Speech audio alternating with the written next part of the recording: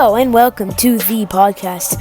It is our first episode, and I say it because I have my father and my brother joining us in the next episode. This is episode 1, so let's get started. The first topic of the first thing that we are going to be talking about in this episode is there a point in the Nintendo Switch 2? Now, there's some things that are very controversial over this. My take is there's no point in it.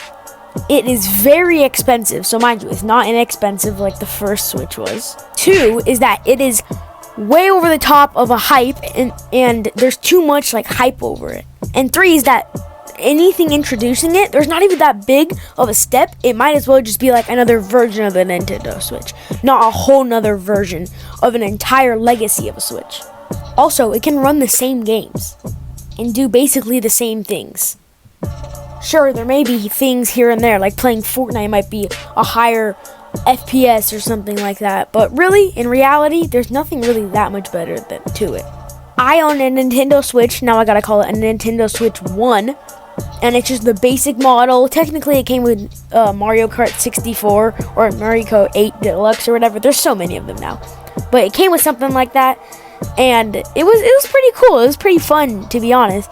I got to play it, and then I finally installed Fortnite, and that's when it got kind of buggy.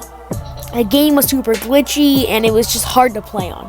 And to be honest, if I was gonna buy a Nintendo Switch for, I think it's $580, I don't know, don't criticize me on that, but for like around $500 to $600, I'd rather just buy a regular Switch or go to the store and buy an Xbox or a PS4 for basically less or like the equal amount of the price.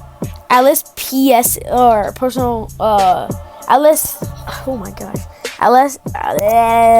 this is exactly what happened. At least PS5s, 1s, 2s, 3s, 4s, all the way up to 6s that might be coming out in May. All of them. At least they have a huge difference in. Like, PS1 compared to PS5 is huge. And if Nintendo does what PS1 and all of them are doing, then I don't think it's really going to become that successful as PS5s were and all that huge launch. Because there were actually genuine huge steps that would happen. I feel like the Nintendo Switch is basically just the equivalent of an Xbox or a little bit worse around there. And people are saying it's as good as a PS5 or a PS4. And I think that is not true. The FPS might match a little bit of it, but the ping and everything, and just the way that PS4 feels is nothing like a Nintendo Switch. Also, there would be huge problems because the way that a Switch slides in, I'll give you context. You pull it out, right, on the Nintendo Switch 1, and you slide it back in. I just did it right now on mine. And when you slide it back in, it's supposed to be really cool and really fun. But now you have to, it's magnetic on the sides to where, it clips in. And I think so many magnetic things are just not going to work there. Like, so many little magnetic pieces might, run out or something on the new Switches or whatever. Maybe the magnetic forces eventually don't become as good. Think about it. Does your magnetic charger work for a long time? Sure, but eventually they all don't work. Or do you just rather use a charging cable, which is so much easier, which is basically the plug-in?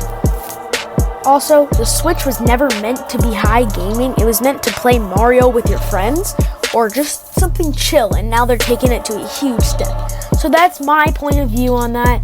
My name is Undercut. No, I'm kidding. My name is Brandon, and if you like this episode of the podcast, go ahead and leave a like, subscribe, and we'll continue on in our next episode. That's episode 1 for you guys.